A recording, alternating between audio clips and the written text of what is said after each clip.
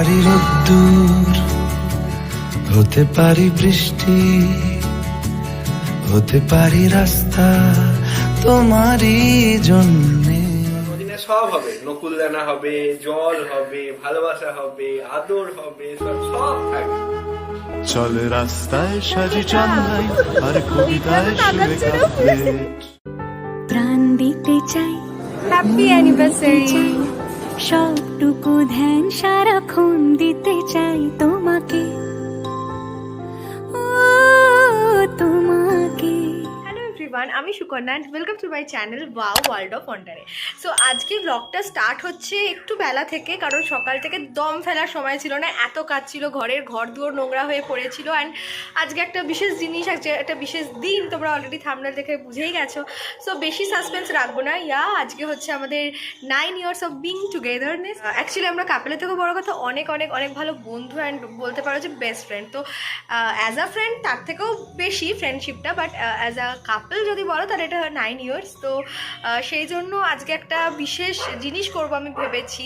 তো দেখা যাক ওর কেমন লাগে না লাগে, আর কি কি রান্না হচ্ছে না হচ্ছে সেটা তো তোমরা ব্লগের থ্রুতে জানতে পারবে, আমি এখনই জানাবো না, তাহলে সাসপেন্সটা থাকবে না। আর কালকে কিছু কাজ আমি এগিয়ে রেখেছিলাম, সেই ক্লিপিংসগুলো আমি অ্যাড করে দেবো। বেসিক কিছু রেসিপি ছিল, সেগুলো একটু দেখে নাও। ততক্ষণে আমি এদিকের কাজগুলো একটু সামলে নিই, দেন তারপর আবার দেখা হচ্ছে।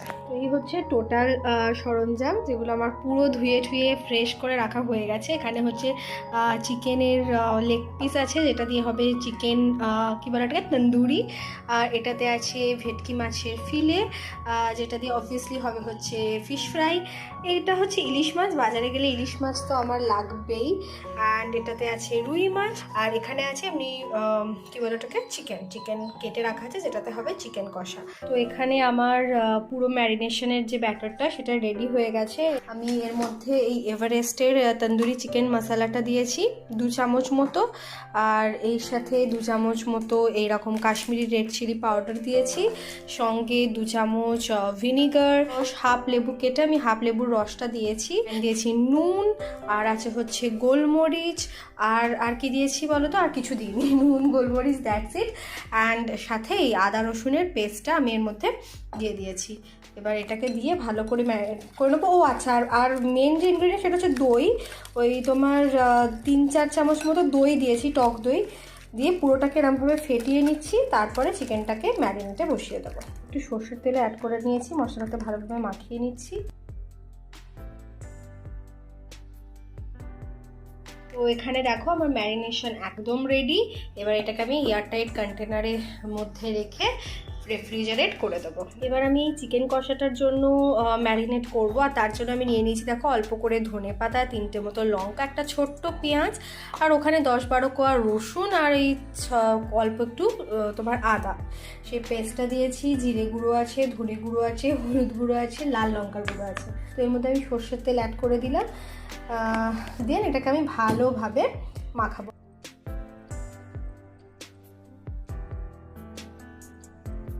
হচ্ছে ফাইনাল ম্যারিনেশনের পর চিকেনটার অবস্থা, অ্যান্ড এটা একদম পারফেক্ট ভালোভাবে মাখিয়ে নেওয়া হয়ে গেছে।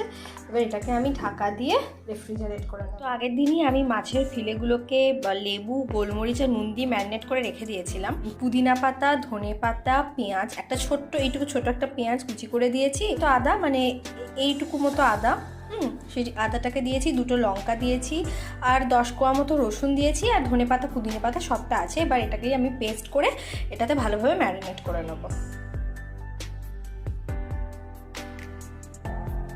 তো মাছটাকে আমার ম্যারিনেট করা হয়ে গেছে, এটাকে আমি এখন ফ্রিজে রেখে দেবো, এটা তাহলে সেট হয়ে যাবে ভালো।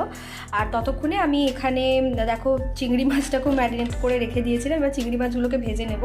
আর ন্যাচারালি তোমরা মালাইকারি বড় চিংড়িতেই দেখেছো, বাট আমাদের বাড়িতে কেউই বড় চিংড়ি পছন্দ করে না, আমি নিজেও পছন্দ করি না, দেবদীপও পছন্দ করে না। তো ছোটো চিংড়ি ছিল, আমি ভালো ছোটো চিংড়ি দিয়েই মালাইকারিটা করে নিই। তো এটার মধ্যে নুন, হলুদ আর লেবু দিয়ে আমি ম্যারিনেট করে রেখেছিলাম, হালকা সর্ষের তেল দিয়েছিলাম। তো এটা খুব ভালোভাবে ম্যারিনেট হয়ে গেছে, অলমোস্ট 2 আওয়ার্স মতো ম্যারিনেট হয়ে গেছে। এবার এটাকে আমি ভেজে নেব, আর এটাকে আমি রেফ্রিজারেট করে দেবো।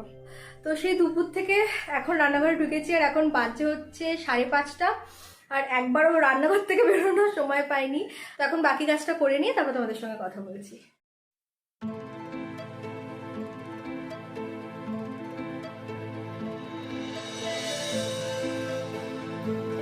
এবার আমি এটার মধ্যে একটুখানি এরমভাবে বাটার ব্রাশ করে দেবো, করে আরেকবার এটাকে আমি হতে দেবো।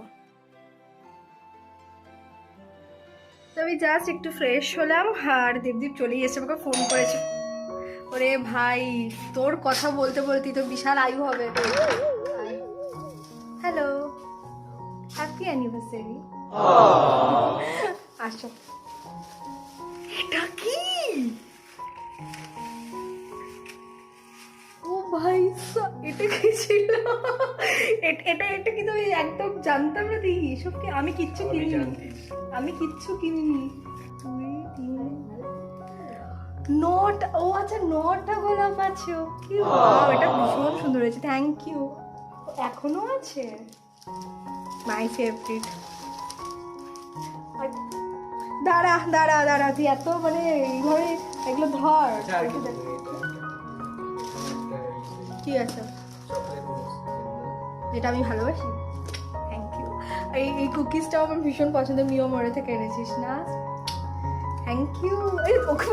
এ বাবা, আমি ঘরেও ঢুকতে দিবি, ওখান থেকে জিনিসগুলো নিচ্ছি। আয় আয়, বাড়িতে আয় বাবা, বাড়ি দিয়ে এসো, ঘর দিয়ে এসো। আর আমার কিছুই কেনা হয়নি, বাট তোর জন্য কিছু সারপ্রাইজ আছে। আমিও দেবদীপের জন্য কিছু সারপ্রাইজ রেখেছি। কি সেটা তোমরা জানো, ও জানে না। তো আলোর অপোজিটে দাঁড়িয়েছে, ওরা দেখাই যাচ্ছে না। তো যাই হোক, আই হোপ যে আমি যে জিনিসটা ওর জন্য অ্যারেঞ্জ করেছি সেটা ওর খুব ভালো লাগবে। তুই কি কিছু গেস করতে পারছিস? এটা ঠিক কথা, খাওয়া দাওয়া, ভোজন রসিক মানুষ, খাবার দাওয়া ছাড়া কি বা দেখবে আশেপাশে। যাই হোক, তো চলো এখন ভিডিওটাকে, আমাকে দেখতে তো বেশ সুন্দর লাগছে। ওকে, এতক্ষণ ধরে ওই জন্যই তো হাতে আমার ব্যথা হয়ে যাচ্ছিল। যাই হোক, thanks for this, thank you. তো চলো এখন বাকি যা যা ও এসছে, এখন ওকে স্টার্টারে কিছু জিনিস দিই, অ্যান্ড আই হোপ ওর ভালো লাগবে। তো দেখা যাক, লেটস গো।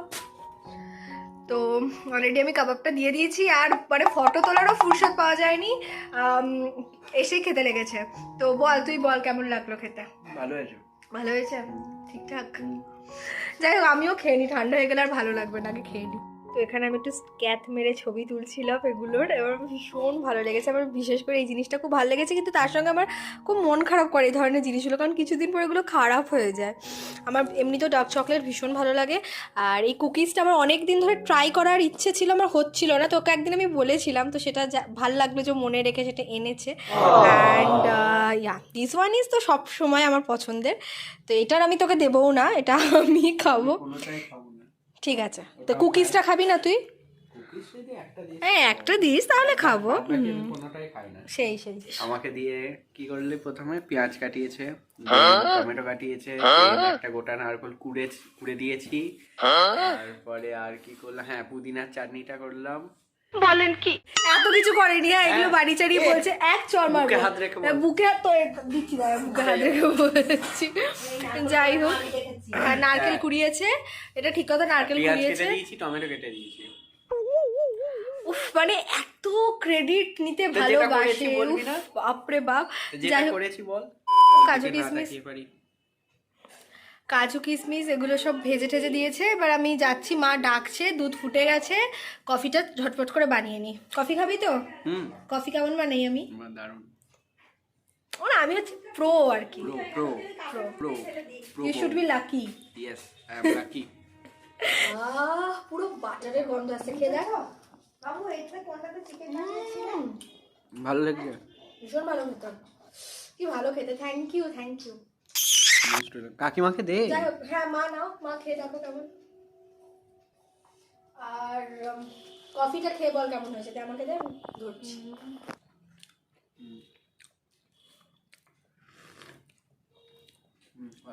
ভালো হয়েছে। এখানে আমাকে সাহায্য করছে হচ্ছে মা, পায়েস বানাতে হেল্প করছে। আর এখানে আমি এখন জিরেটাকে নাড়ছি, এটা ওই টমেটোর চাটনিতে দেবো। এখানে পোলাওয়ের জোগাড় হয়ে গেছে, এর মধ্যে মা দই হলুদ মাখিয়ে দিয়েছে, তাই তো? দই হলুদ মাখানো হয়ে গেছে। পোলাওটা হলেই আমাদের অলমোস্ট রান্নাবান্না সব ডান, শুধু ফিশ ফ্রাইটাই বাকি আছে। এখানে এটা কি ফিশ ফ্রাই? হ্যাঁ, ফিশ ফ্রাই চলছে, প্রিপারেশন চলছে। দুটো অলরেডি আমি বানিয়ে নিয়েছি। কটা খাবি বল তুই? যটা খাওয়াতে পারবি। এটাকে ডিমের ব্যাটারে দেবো,